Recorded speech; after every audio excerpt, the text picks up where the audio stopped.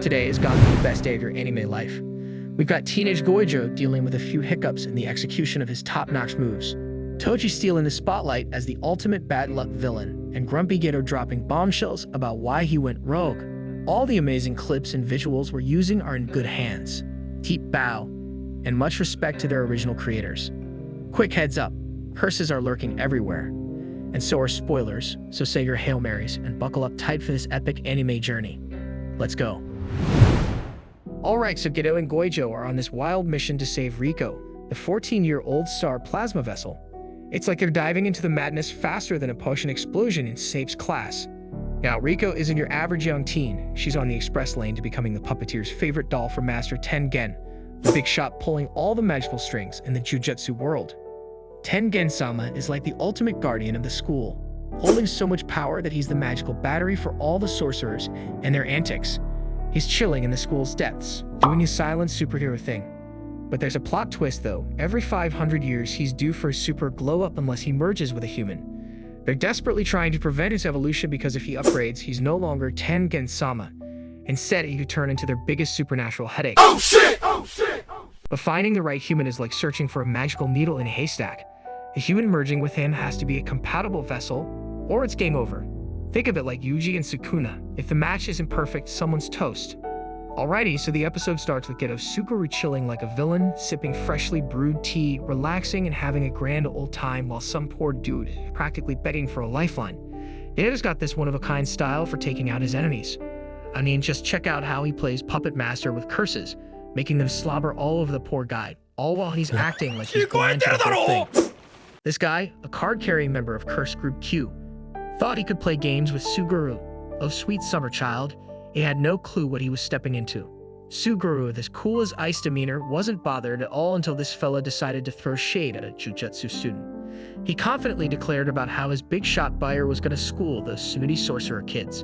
But thanks to his selfie from the sorcery superstar himself, Satoru, we find out Buyer got an express pass to Snooze Town, courtesy of the Infinity user, Gojo Satoru. This guy not only rocks the coolest shades in the magical realm, but also has a talent for turning bosses into sleeping baby boys at bedtime. Meanwhile, Fushiguro is just chilling in a boat race, being the lazy, cool genius that he is. His buddy wonders why he's not out there creating magical waves, and Fushiguro casually reveals he's waiting for the perfect moment to strike at Satoru. And did I mention Fushiguro has a talent for taking down sorcerers, is a financial disaster, and may have some mysterious familial link with Megumi? Now, back at the less-than-fancy hotel where Geto and Gojo are having a not-so-romantic escapade. They're pondering whether to take Rico to a hospital because, let's be real, neither of them is aware of how Shoko's healing technique works exactly. Instead, Rico wakes up in Gojo's arms and gives him a hard reset with a solid slap to the face. Surprise, motherfucker! With the troublemakers who attacked her. Girl, if you've had any idea how many folks would trade their left shoe to be held by Gojo, you'd be mind-blown. Geto attempts to clear things up, but Rico's having none of it and starts hurling insults their way. Geto, the cursed professor, starts dropping knowledge bombs about his curse manipulation technique. Meanwhile, Satoru, the king of sarcasm, can't resist poking fun at Rico for her not-so-polite attitude. But Rico was also not having it. Feeling like a total boss, she declares herself as Tengen and demands they should bow down. This my shit, bow down, bitch. Turns out, Rico is over the moon about being the chosen vessel for Master Tengen, claiming she and Tengen will be like a magical duo after this whole assimilation gig. Initially, Gojo and Geto were getting all worked up about this bodyguard gig, thinking it's a big deal, but turns out they can chill and relax. Rico's dream is to be Tengen, but until the grand magical mashup, she's just hitting the books and rocking high school life. Now, Gojo, our usually laid-back sorcerer, surprisingly plays the responsible card. He hits up Principal Masamichi, sharing his concern about sending Rico, the hottest target in town, to school. To everyone's shock, Master Tengen himself gives the green light, and just like that, Rico's school adventure becomes a command from higher up. Kuro spills the beans that Rico is family-free since her parents took an early life exit in an accident when she was just a wee thing. Since then, Kuro's been the designated caretaker, and now she's asking Geto and Satoru to let Rico have a blast with her buddies before the big assimilation party. Once Rico's off to school, with some nifty curses guiding her, Geto catches a vibe that his manipulation technique is on life support. Two of them have already been exercised. In response, he throws a magical curveball, telling Gojo to switch gears and go be Riko's protector pronto. Run. On the flip side, we've got the notorious Toji Fushiguro, casually chomping down on some grub at a restaurant glued to his favorite TV show featuring racing boats. Meanwhile, his partner in crime is busy tapping away on a laptop, and guess what? This dude just slapped a bounty of a whopping 250 grand on Riko's head. Talk about a jackpot for the bounty hunters. The trio sets their sights on Riko's school, and Kuroi spills the tea that she might be hanging out in the music room or the chapel.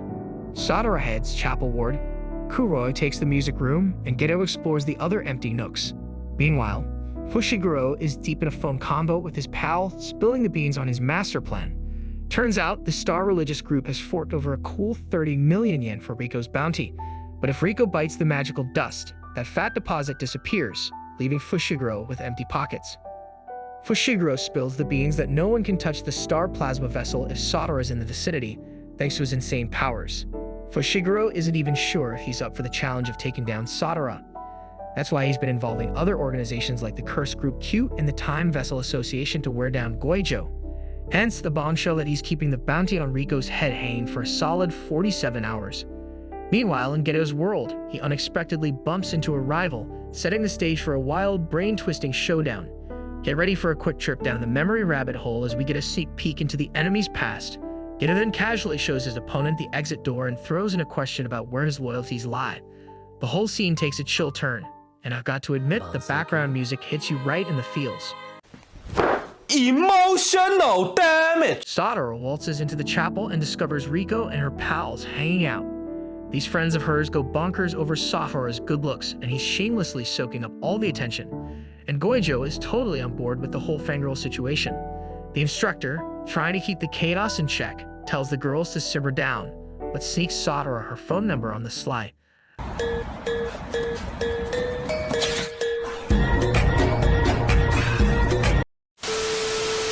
I mean, who would not? I'd do the same, and I'm talking about sliding up on Gojo, dude or no dude. So Sadara takes Riko on a detour and they make their way to Jujutsu High.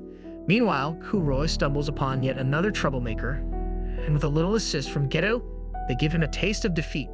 Now Geto and Kuroi are cooking up a plan to tail Sadara to Jujutsu High. Geto spills the tea to Sadara about some juicy intel he got from the guy they defeated. And while this is happening, the troublemaker Geto helped Kuroi fight earlier, got away ready to take on Sadara. He spills the tea to Sadara that there's a whopping 30 million bounty on Riko's head, courtesy of some shady cursed website. Geto drops the bomb that these guys have until 11 a.m. the day after tomorrow to carry out their mission. Then Sadara goes head-to-head with his buddy's enemies, having a grand old time toying with them.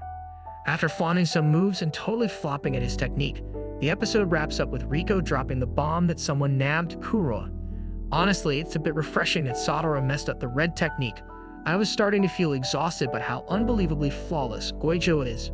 But let's be real, even when he goofs up, he's still pretty perfect. His failure makes him more like Abel. Hey, you're still watching? Don't forget to subscribe and give that like button a good click to get your regular fix of fantastic anime stuff. But seriously, how is Toji planning on taking down our two overpowered sorcerers? Will he become an even tougher opponent? Or will Riko pull off the assimilation thing? All these burning questions will be eventually answered. Here's a tip. Stick around till the end of the video. Man, that Jujutsu Kaisen episode was a total ride. And can I just say, I finally cracked the code on Gojo's technique. It's like a magical game of tug of war. Let's talk animation. It was mind-blowing. Tiny stuff like Toji repeatedly tanking boat race bets and messing up chopstick separations is pure gold. Yeah, these are blink and you miss it moments, but Mappa's playing detailed detective, showing us that Toji's been the poster child for bad luck since day one. It's the opposite of Gojo, the lucky guy born with a killer curse technique. Mappa's slipping in these golden nuggets, revealing the yin and yang of these characters, even in the tiniest quirks. The characters in this show are top-notch, both in the writing and animation departments. I can't say anything less, but hold up, is it just me or did Gojo's eyes go through a little makeover since season 1 in the movie? Not that it really matters, it's not like we're dealing with a Sharingan or anything. This episode throws a bunch of contemplation material at us, especially when it comes to Fushiguro and his potential. He seems like the Siki type pulling strings in the shadows and striking when his opponents are down for the count. Plus, there's this lingering mystery about his connection with one of the show's main characters, Megumi. Whether they're in cahoots or not, that's still up in the air. But here's the juicy bit. I'm sensing an epic showdown on the horizon between him and our heroes. Sure, some skirmishes wrapped up faster than I'd hoped, but it just goes to prove why Lord Tengen trusted Geto and Satoru with this mission. Knowing what we know about these two, they've got some serious skills that make them both admirable and downright scary. Today's episode was a real spectacle, and I've got to say, every scene became an instant favorite. The fight scene with Geto was top-notch, especially those opening shots. Instead of a static scene with thoughts in the background, they threw in these panel shots to capture the vibe and environment of the fight. And that choir music, a fresh touch that I absolutely loved. Even a close-quarter combat was masterfully directed, especially when compared to Kuro's bout against the clone curse user. Gojo explaining his curse technique with examples through his glasses was the icing on the cake. Pure beauty, just like Gojo himself. Now, here's an interesting twist. In Season 2, the barrier of Gojo's infinity isn't perpetually active like it was in Season 1. During his tussle with the bounty hunter, Gojo had to manually kick in his curse technique to get that invincible status. Unlike the first season, where he wouldn't flinch at surprise attacks, teenage Gojo now needs to stay focused on maintaining his infinity and can't keep the barrier up indefinitely.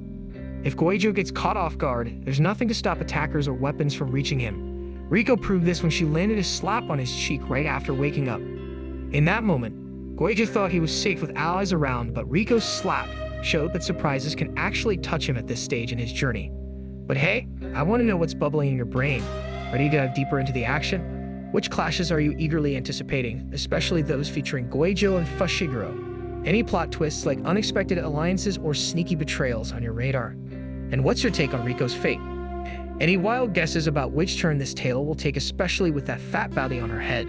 What do you think about Geto's curse manipulation? And let's not forget about Kuro. Is she gonna stay safe or take the next exit out of life? Drop your thoughts below. Now, before we pack up, let's get one thing straight. All the clips in this video belong to their original creators. We're just here to share the anime love, chill, chat, and keep everything above board. So hang tight, fellow anime friends. Keep that flame of curiosity burning bright and your hunger for anime adventures alive and kicking. Brace yourselves for the roller coaster ride in our next recap of Jujutsu Kaisen. Before we say our goodbyes, be sure to hit that like button. If you journeyed with me till the very end, don't forget to drop a comment with a kitty cat emoji. This is your anime sensei signing off.